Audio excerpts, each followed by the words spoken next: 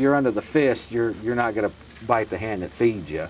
And bringing the drugs in here, and by the way, Alex, even the national media now is going so much as far as to say that yes, the CIA could be which is well known. In bringing the drugs in here. So the second question would be then, why is there a drug war? Well, police people and the people that are in the mechanism, your little social worker down here, even your person that works for the IRS, doesn't even know what's happening. Basically, they're just doing it because they're doing a job and they're making a living. And they're getting paid for it, yeah. Yeah, they're making a living. It's paying their house and their property taxes and all that, and they're filing their income taxes. They're just basically pawns in the game. That's the best. That's the term that you can use for people within the mechanism. So they are controlling the food industry through subsidies and this type of thing. But also don't forget that we now have a food system that's a lot of it is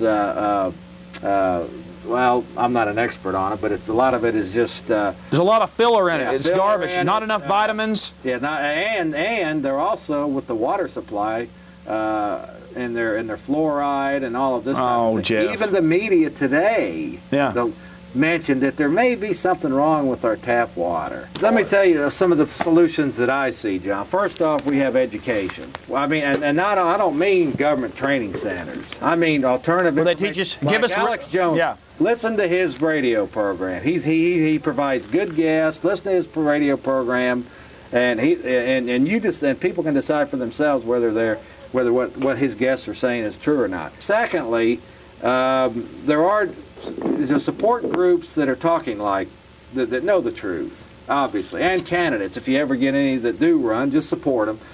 Do things like homeschool your kids. It's a ridiculous task to try to talk to some distant congressman about a world conspiracy that they are involved in, when you yourself are tithing your children to the state, to the enemy. Start stockpiling food. Grow your own garden. Become independent from the system. Besides, garden food is good for you. I mean, gardening's fun. Keep your powder dry. If this type of information is not discussed at this thing on Sunday, the speakers and the people that will show up at this are wasting their time. Because if they don't understand the depth of the problem and how they're being manipulated, then to me it's a waste of time. There are things that we can do locally to counter the conspiracy. We could say, get the damn cameras off the buildings, get the thumb scanners out of the state. We don't want your federal highways coming in here. We don't want your thumb scanners to buy and sell at grocery stores. We can homeschool our kids. We can get vouchers. Get vouchers. Support. Stop having. Even though the National Pro-Life Organization is the front group, the fact is they do use abortion as part of their population control program. So you can get involved with some of the pro-life people, your pro-gun people, and even though the NRA, I believe, is a front organization. The people within that are in these groups, see, they can be educated. They can be taught about this conspiracy, which is not a bunch of conspiracies. It's basically a conspiracy with a brain and thousands of tentacles. And the reason why I like Jack McClam, he's the most decorated police chief in Phoenix, Arizona, and still is. And he's also the most fired once he started talking about this stuff. But the reason why I like his organization out of Phoenix is that tyranny usually comes wearing a badge. So if we can come up with a system of an educational process to educate our law enforcement people and our military people, how they're being manipulated and they're not actually out there to protect lives and property of the people anymore, but rather to protect the system. If we can educate these folks, then that's the Achilles heel of the globalist slave masters. So there are things that we can do here locally to fight the conspiracy. Sure. So I don't disregard, but fighting them on a local level. However, if it has to be a group, an organization, a seminar, what you have that understands the enemy and their tactics. Well, I'm not quite sure that the people that were involved in that seminar on Sunday understand that. Maybe they do.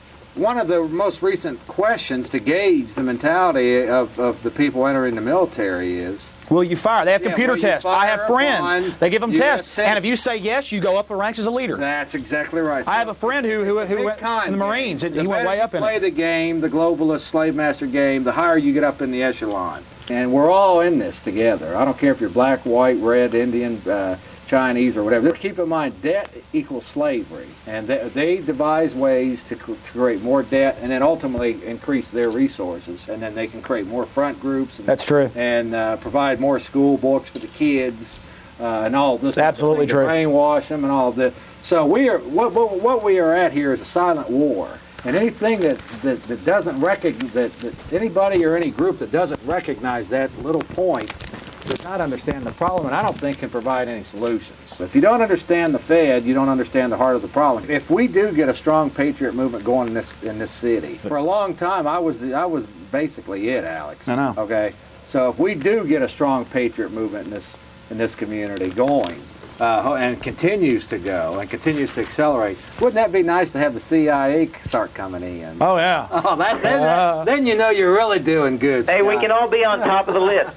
That's it, on top of the Well, we're literally, Alex, I believe we're almost in a survival stage at this point. If we do not take control of our lives and shake these tyrants off, I think before too long, we're going to be in a peck of trouble. I wanted to ask you to speak a little bit about Ross Perot and his politics. And what do you think, Jeff? Oh, I can do that. First off, Ross Perot is a 33-degree Freemason. Secondly, he donated the land that the Federal Reserve, the New Dallas Mint, with the little pyramid at the top. Ross Perot is just another one of their stooges that they throw. You know, when he ran for president, he was supposedly against NAFTA and GATT and to sell out of America's sovereignty to the World Trade Organization on the surface. I will say something interesting about that. Pat Buchanan, he himself, who talked about the globalists and all that, is a member of the Knights of Malta, so I don't necessarily trust him either. You have to understand that the presidential game is one of the most entrenched position, probably the most entrenched position that they hold as one of their front men, one of their front people. So there's no way in hell that slave masters and the international bankers and the rulers of this world are going to allow any patriot to ever make it up to the United States presidency at this point. So I largely have given up on all of that. Now, the world order is set up in 10 global regions. Oh, it's open in their face. Now they're working on the North American block of it. And Clinton was just down in Mexico a month ago doing just exactly that in the Caribbean. Yeah. He was solidifying GATT and their little regionalism. In fact, I got a picture, if we could put this up here. Yeah, let me see it. Basically what America... Well, these are the open regions of FEMA. Those are the FEMA... In fact, you even hear... Those are FEMA regions. You even hear the city manager and, these government, the local governments talk Region about, 6. Yeah, right there is what America, if the global grabbers get their plans... we will and we'll have smart highways to control how we drive, and of course there'll be checkpoints to pay little taxes for the environment, even though cars now, new cars don't put out hardly any emissions, like 98% don't, and the new Saab or Volvos put out nothing. Air comes in dirty and goes out clean. It won't matter because we'll pay little taxes, there'll be little checkpoints at all major interstates and little roadblocks, and it's just the love is coming. Let me just mention on a state level, now here's where we can get involved again at the state and local level. A couple of interesting bills that I'm sure there's more than that, Alex. Yeah. But a couple interesting passed this recent legislation. Get rid of the IRS is one thing. Yeah, they did away with the Homestead Act, which enables the IRS now more power to come in and take people's property. They also passed a water conservation program, which is going to destroy 8 to 10% of Texans are farmers. First off, Alex, I want to say that I think you blew up like you always do. At least you didn't, as I mentioned, you didn't interrupt me. And I think I got most of my... Oh, well, listen, they're just trying to get us divided, off target. That. Oh, you noticed that last fella, how he had nothing to counter as to what I... He just said, that's just humans. Yeah, okay, but let me just... I guarantee he's an environmentalist. No one here is, at least I'm not. I'm suggesting that I probably are on to many things, but... No, I'm not asking you to believe me. I'm asking you to investigate for yourself. They don't even read the newspaper, Jeff. They read the headlines. Most of these people don't even read. About the Federal Reserve. Most of these people don't even read. Listen, Jeff, I appreciate you being here.